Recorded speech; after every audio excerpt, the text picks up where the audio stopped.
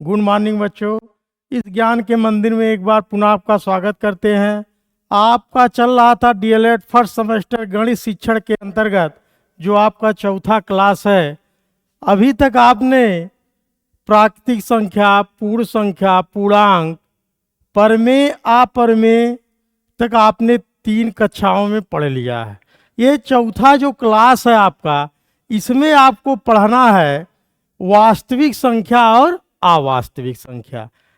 वास्तविक संख्या, अवास्तविक संख्या, उसी अवास्तविक संख्या को काल्पनिक संख्या भी कहते हैं। तो जो आज का टॉपिक है वो है वास्तविक संख्या और काल्पनिक संख्या। इसके बाद अब कोई संख्या गणित में नहीं रहती है। जैसे आपने जो प्राकृतिक संख्या पढ़ा है, पूर्ण संख्या, इन सब को मिला के वास्तविक बना है और वास्तविक एक काल्पनिक क्या है। तो आइए देखते हैं। जैसे आपका है साम्मिश्र संख्या, साम्मिश्र संख्या, साम्मिश्र संख्या, साम्मिश्र संख्या, जिसको इंग्लिश में बोलते हैं कॉम्प्लेक्स नंबर। इन्हीं में जो है सब आपका समाहित है। ये कॉम्प्लेक्स नंबर एक एग्जाम्पल के तौर पे आप देख सकते हैं कि कोई एक व्यक्ति है, साम्मिश्र संख्या कोई एक व्यक्ति है, इससे इसकी 2 शादियां हुई हैं। एक है वास्तविक संख्या, वास्तविक संख्या, और दूसरा आपका है काल्पनिक संख्या, काल्पनिक संख्या। वास्तविक संख्या और काल्पनिक संख्या, इसका मतलब यह है कि कोई व्यक्ति है, उसकी जो शादी हुई है, 2 शादियां हुई हैं। कौन कौन सा? एक वास्तविक शादी हुई है और एक काल्पनिक। तो आइए पहले काल्पनिक को हम देखते हैं क्या इसमें है। इसी काल्पनिक संख्या को आप ये भी कह सकते हैं आभासी संख्या, आभासी संख्या, या इसी को कह सकते हैं अवास्तविक संख्या, अवास्तविक संख्या। इसके 3 नाम है। कौन कौन सा? काल्पनिक संख्या, आभासी संख्या और अवास्तविक संख्या। तो कोई व्यक्ति है साम्मिश्र संख्या या कॉम्प्लेक्स नंबर जिसको आप कहते हो, इनकी 2 शादियां हुई हैं। एक रियल में इनकी बीवी है, एक ये कल्पना करते हैं कि कोई तस्वीर इन्होंने देख लिया तो कहा हमारी बीवी इस तरीके से होती तो कितना अच्छा था। एक तरीके से स्वप्न समझ लीजिए। वो सिर्फ क्या होता है, स्वप्न ही रहता है, उसमें कुछ होने जाने वाला नहीं है, सिर्फ कल्पना किया जा सकता है। और वो कल्पना को गणित में उसी को कहते हैं काल्पनिक संख्या। इसका मतलब रूट के अंदर की जो भी ऋणात्मक संख्या है, यही क्या है?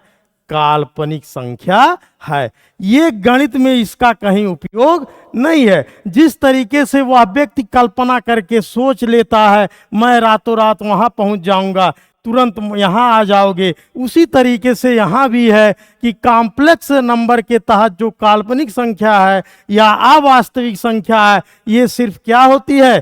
कल्पना ही किया जा सकता है, इससे कुछ होने जाने वाला नहीं है। सिर्फ इन्होंने देखा, कोई तस्वीर देखे, ये कहीं इस तरीके से हमारी बीवी होती कितना बढ़िया था, लेकिन ये कल्पना के ही तौर पे है, इससे कुछ होने वाला नहीं है। फिर उसके बाद जो उसकी असली बीवी होगी, उसी से उसके बाल बच्चे होंगे, उसी से उसका वंश चलेगा। ये कौन सा है? वास्तविक संख्या। इसी को क्या कहा जाता है? इंग्लिश में रियल नंबर बोलते हैं। और अवास्तविक या काल्पनिक को इमेजिनरी, सिर्फ कल्पना है। अब इसी वास्तविक संख्या से आपका, इससे 2 बच्चे हुए हैं। कौन कौन सा? आइए देख लेते हैं। एक है आपका शांत दशमलव, शांत दशमलव, और दूसरा आपका है अशांत दशमलव। अशांत दशमलव। तो शांत दशमलव का मतलब यह है कि ये वास्तविक संख्या, इनसे दो बच्चे हुए हैं, शांत दशमलव और अशांत दशमलव। तो शांत दशमलव का ये मतलब होता है कि आप गणित की भाषा में आप किसी संख्या से भाग दे रहे हैं, दशमलव लगाने पे क्या हो जा रहा है, शांत हो जा रहा है। जैसे इसमें पूर्णांक भी, जैसे 1/2, 1/2 को जब आप बदलोगे तो क्या आएगा, 0.5। ये शांत हो गया, मतलब कोई जो इसके माता पिता कह रहे हैं वही वो कर रहा है, मतलब और सोच नहीं रहा है। जैसे आपका 3/4, 3/4, 4 से आप भाग दोगे तो 4 सत्ते 28, 4 पचे 20। तो ये आपका क्या हो गया, शांत दशमलव हो गया, मतलब कहीं जाके शांत हो जा रहा है। इसको P/Q के रूप में आप लिख सकते हो। और उसके बाद अशांत दशमलव, ये बच्चा क्या है, बहुत झगड़ालू है।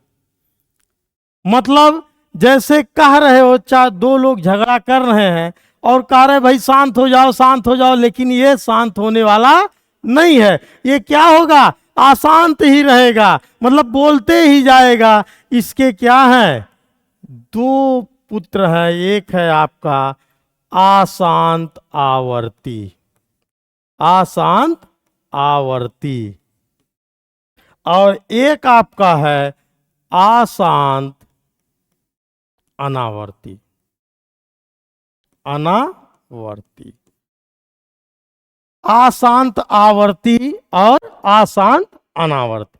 अशांत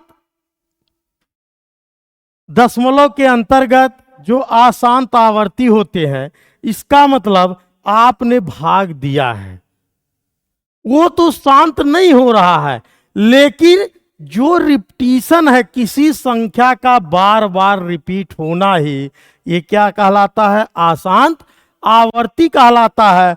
और किसी संख्या का रिपीटिशन क्रमबद्ध तरीके से अगर नहीं हो रहा है तो क्या कहलाता है, अशांत अनावर्ती कहलाता है। तो अशांत आवर्ती का एग्जाम्पल, जैसे आपने 1/3 काउंट किया, आप जब 3 से भाग दोगे एक में तो क्या आता है, 0.33333 एंड सो ऑन इनफाइनाइट। मतलब ये शांत नहीं है दशमलव। अब जब शांत नहीं है तो ये क्या कहलाएगा, अशांत आवर्ती। इसी को लिख सकते हैं 0.3 के ऊपर बार। और जब इसको P/Q के आप रूप में लिखते हैं तो नियम होता है, जितने अंक के ऊपर बार है आप पहले वो संख्या लिख दीजिए, और जितने अंक के ऊपर बार है उतना 9 लिख दीजिए, फिर काटेंगे तो क्या प्राप्त होगा, 1/3 ही क्या हो जाएगा, प्राप्त हो जाएगा। तो ये अशांत आवर्ती, जैसे आपका 5/11 हो गया, आप भाग देंगे, दशमलव लगाए आपने तो 11 चौक 44, 6 बचा। तो इस तरीके से ये भी रिपीटिशन का काम करेगा। 11 पचे 55 ज्यादा हो जाएगा, 11 चौक 44, आपका 6 बचा 60 हुआ, 11 पचे 55, 5 बचा 50 हुआ, 11 चौक 44, 11 पचे 55, 11 चौक 44, 11 पचे 55। ये क्या है, रिपीटिशन जो है इसका क्रमबद्ध का, ये 4 5 4 5 4 5 ऐसे आएगा। इसका मतलब ये क्या है, इसको लिख सकते हो 0.45 के ऊपर बार। इसको गणित के भाषा में इस तरीके से भी लिखा जा सकता है, और इसको 0.45 0.45 ये भी आपका इस हिसाब से भी आप लिख सकते हो। तो ये आपका क्या कहलाएगा, अशांत आवर्ती कहलाएगा। जैसे इसी में आपका एक एग्जाम्पल और है 2/3। जब आप भाग दोगे तो दशमलव आपने लगाया तो 3 छक 18, 3 छक 18, 3 छक 18, ऐसे भी आपका शांत नहीं होगा, अशांत। ये किस में आएंगे, अशांत आवर्ती दशमलव में आएंगे। इसी को लिख सकते हो 0.6 के ऊपर बार। ये हुआ आपका अशांत आवर्ती। उसके बाद अशांत अनावर्ती में क्या आते हैं, जिसका कुछ रिपीटिशन नहीं होता है। जैसे रूट के अंदर रूट टू, इसका जब आप वर्गमूल लेते हैं तो वो जो 1.414 ये माना जाता है 3 अंक तक निकालिए, लेकिन वास्तव में ये चीजें होती नहीं है, आगे भी होती हैं जिसका कोई रिपीटिशन नहीं है। जैसे 1 4 1 4 4 1 4 अगर आता तो अशांत आवर्ती हो जाता, लेकिन इसमें 4 5 6 8 2 3 ऐसे आता रहेगा। मतलब इसका जो रिपीटिशन है वो क्रमबद्ध तरीके से नहीं होगा। इसी को क्या कहा जाता है, अशांत अनावर्ती संख्या कहते हैं। तो अशांत आवर्ती संख्या, अनावर्ती संख्या रूट के अंदर की, जैसे रूट 2 हो गया, रूट 3 हो गया, रूट 5 हो गया, ये सब क्या है, माना गया है कि दशमलव के 3 स्थान तक ये आपका 1.36 होता है, या इसका रूट 5 2.236 माना जाता है। लेकिन वास्तव में अगर निकाला जाएगा तो कभी ये अशांत ना आवर्ती होंगे, ना ही शांत दशमलव की श्रेणी में आएगा। ये आएगा किसमें, अशांत अनावर्ती की श्रेणी में आएगा। इसी अशांत अनावर्ती को क्या कहा जाता है, अपरिमेय संख्या कहते हैं। अपरिमेय संख्या, जो अशांत अनावर्ती होगा वही क्या कहलाएगा, अपरिमेय संख्याएं होंगी। और मैंने बताया था अपरिमेय संख्याएं उसी को कहते हैं जिसे अंश बटे हर के रूप में नहीं लिखा जा सकता, या P/Q के रूप में नहीं लिखा जा सकता, उसी को क्या कहा जाता है, अपरिमेय संख्या। या रूट के अंदर की वह संख्याएं जिसका आप पूर्णतः वर्गमूल नहीं ले सकते, उसी को क्या कहा जाता है, उसी को कहा जाता है अशांत अनावर्ती, या उसी को कह सकते हैं आप अपरिमेय संख्याएं होती हैं। अब ये अशांत अनावर्ती यही अपरिमेय पे क्या हो जाती है, समाप्त हो जाती है। जो और बाल बच्चे हैं वो है आपका इस शांत दशमलव से और अशांत दशमलव से।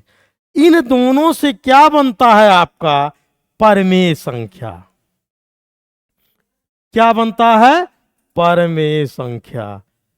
एक लाइन में मैंने जितना पढ़ाया है उसका एक बार रिवीजन भी हो जा रहा है, इसके बाद संख्या में कुछ चीजें रह नहीं जाती है। परिमेय संख्याओं में इस परिमेय संख्या उसी को कहते हैं जिसे P/Q के रूप में लिखा जा सकता, और हर आपका 0 नहीं होना चाहिए। क्यों, अगर आपका हर 0 हो गया तो याद रखिएगा, अगर 0 में आप 5 से भाग दे रहे हो या 5/0 है, दोनों बातें हैं। 0 में 5 से भाग देना और 0 से 5 में भाग देना, दोनों में क्या है, अंतर है। बहुत से बच्चे इसको नहीं समझ पाते, कहते दोनों दशा में 0 आएगा, लेकिन ये क्या है, गलत है। आप अगर 0 से भाग देंगे तो उसका मान क्या आता है, अनंत आता है, या इसको कह सकते हैं इनफाइनाइट आता है, या ज्ञात नहीं किया जा सकता है। इस तरीके से कि आंकड़े अपर्याप्त भी हैं। और अगर 0 में आप 5 से भाग दे रहे तो इसका मान क्या आता है, 0 आता है। तो दोनों दशा में याद रखिए, अगर हर 0 में है तो उसका मान इनफाइनाइट आता है। इसीलिए कहा गया है परिमेय संख्याओं में कि ऐसी संख्या जिसे P/Q के रूप में लिखा जाता है और हर 0 ना हो। अगर हर 0 हो गया तो आपका क्या हो जाएगा, इनफाइनाइट हो जाएगा और अनंत हो जाएगा। और इसी अपरिमेय में एक चीज याद रखिएगा, पाई भी क्या है, एक अपरिमेय संख्या की श्रेणी में आते हैं। तो परिमेय संख्या, इसके भी आपके 2 पार्ट हैं। कौन कौन सा, आइए देख लेते हैं। इसमें आपके हैं भिन्न, और उसके बाद है क्या, पूर्णांक। भिन्न है और पूर्णांक है। अब भिन्न आप जानते हो, जिसे पी अपान के क्यू के रूप में रहता है वो आपका क्या कहलाता है? भिन्न कहलाता है। जैसे 1/2, 3/5, 7/9, ठीक है, या 6 आप कर लीजिए 10, ये सब आपके क्या हैं? भिन्न हैं, भिन्न हैं। और पूर्णांक में क्या आते हैं? मैंने आपको पढ़ाया है, तो ये आपका हटा दे रहे हैं, आपको बता दिया गया है। ये पूर्णांक में क्या आते हैं? पूर्णांक में आपका मैंने बताया था, उसमें 0 भी आते हैं, प्लस भी आता है और माइनस। जो संख्या रेखा पे है, इस तरीके से एक संख्या रेखा होती है, ये 0 है, इधर आपका 1 है, 2 है, 3 है, इधर -1, -2, -3, ये आपका क्या है? ये संख्या रेखा है। इधर आपका प्लस, इधर माइनस, ऊपर भी प्लस, नीचे भी क्या होता है? माइनस होता है। तो अगर कह दिया जाए कि आपका 0 से, ये भी आपके पूर्णांक है, ये भी पूर्णांक है, 0 भी पूर्णांक है, लेकिन जब इस पूर्णांक को 2 भागों में बांट दिया जाता है, किसमें? धनात्मक पूर्णांक, धनात्मक पूर्णांक और ऋणात्मक पूर्णांक, ऋणात्मक पूर्णांक, तब इस 0 की काउंटिंग नहीं होती। 0 को ना धनात्मक पूर्णांक में काउंट करते हैं और ना ही ऋणात्मक पूर्णांक में काउंट करते हैं, लेकिन पूर्णांक में 0 भी आपका है, इसको उदासीन माना जाता है। तो धनात्मक पूर्णांक और ऋणात्मक पूर्णांक। अब धनात्मक पूर्णांक और ऋणात्मक पूर्णांक, इसी धनात्मक पूर्णांक से आपका बना है। धनात्मक में 1, 2, 3, 4, 5 इस तरीके से, ऋणात्मक में -1, -2, -3। लेकिन अगर ये कह दिया जाए, आपका अति लघुत्तरी में क्वेश्चन पूछ ले सबसे छोटा ऋणात्मक पूर्णांक क्या होगा, तो आंसर क्या आप बताओगे? इनफाइनाइट, अनंत। इधर भी डॉट डॉट होते हैं आपके और इधर भी, और सबसे बड़ा धनात्मक पूर्णांक पूछता है तब भी आपका क्या होगा? अनंत ही होगा। लेकिन जब ऑप्शन दे के क्वेश्चन आपसे पूछेगा तो उसमें आपको खोजना रहेगा कि धनात्मक पूर्णांक क्या है और ऋणात्मक पूर्णांक क्या है। इस तरीके से पूर्णांक पे आपका चलता है। उसके बाद इस धनात्मक पूर्णांक में आपका क्या है? पूर्ण संख्या। पूर्ण संख्या 0 के साथ पूरे धनात्मक पूर्णांक और 0 को जब आप मिला दोगे तो क्या बन जाता है? पूर्ण संख्या। पूर्ण संख्या 0 से शुरू होती है और अनंत तक जाती है। जैसे आपका 1, 2, 3, 0 भी है, 1, 2, 3, 4, इस तरीके से कहाँ तक? अनंत तक। ये आपकी क्या है? पूर्ण संख्या है। 0 से काउंटिंग शुरू होती है और कहाँ तक जाती है? अनंत तक जाती है। इसी को क्या कहा जाता है? पूर्ण संख्या कहा जाता है। पूर्ण संख्या के नीचे जो आपका है, जहां से मैंने गणित को स्टार्ट किया था, प्राकृतिक संख्या। प्राकृतिक संख्या। प्राकृतिक संख्या में आपका 1 से, जहां से किसी भी वस्तु को गिनने के लिए जिन अंकों या संख्याओं का प्रयोग किया जाता है, उसी को हम क्या कहते हैं? प्राकृतिक संख्या कहते हैं। प्राकृतिक जो संख्या की काउंटिंग शुरू है वो कैसे शुरू है? 1 से शुरू है। 1, 2, 3, 4, ये कहां तक चलते हैं? अनंत तक चलते हैं। अब इसी प्राकृतिक संख्या में आपका छिपा हुआ है, इसके 4 हैं। कौन कौन सा? सम संख्या, उसके बाद है विषम संख्या,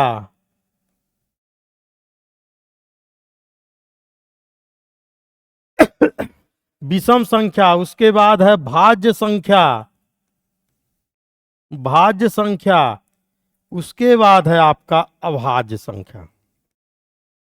इन्हीं प्राकृतिक संख्याओं में ये सब होते हैं। तो मैंने इसको पढ़ा ही दिया। सम संख्या किसे कहते हैं? ऐसी संख्या जो 2 से भाग देने पे पूर्णता क्या होती है, विभाजित होती है, उसी को क्या कहा जाता है, सम संख्या कहते हैं।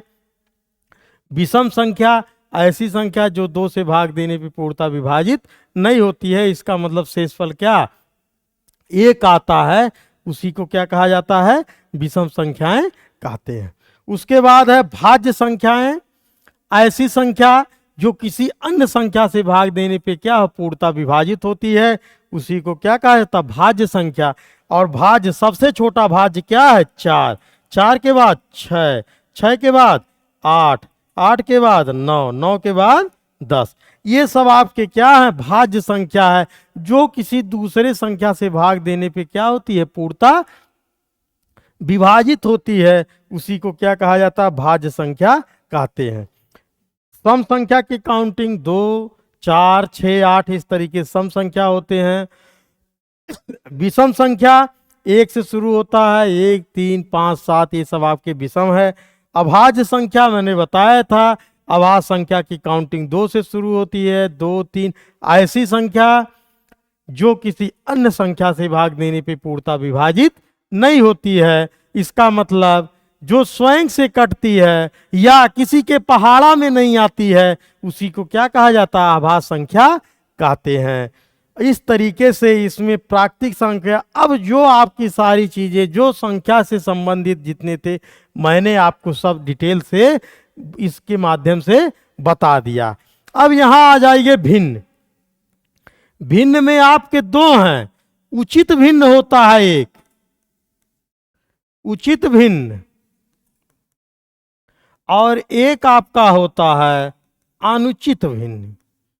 उचित भिन्न और अनुचित भिन्न समझ लीजिए एक लाइन में। उचित भिन्न जिसका अंश हर से क्या होता है, छोटा होता है, उसी को क्या कहा जाता है, उचित भिन्न। जैसे 1/2, 5/6, अंश क्या होना चाहिए, हर से छोटा होना चाहिए। अंश जो है हर से जब छोटा रहेगा तो उसी को क्या कहा जाता है, उचित भिन्न कहते हैं। जैसे इस तरीके ये सब भिन्न क्या है, उचित भिन्न है। अनुचित भिन्न जैसे आपने लिख दिया 17/5,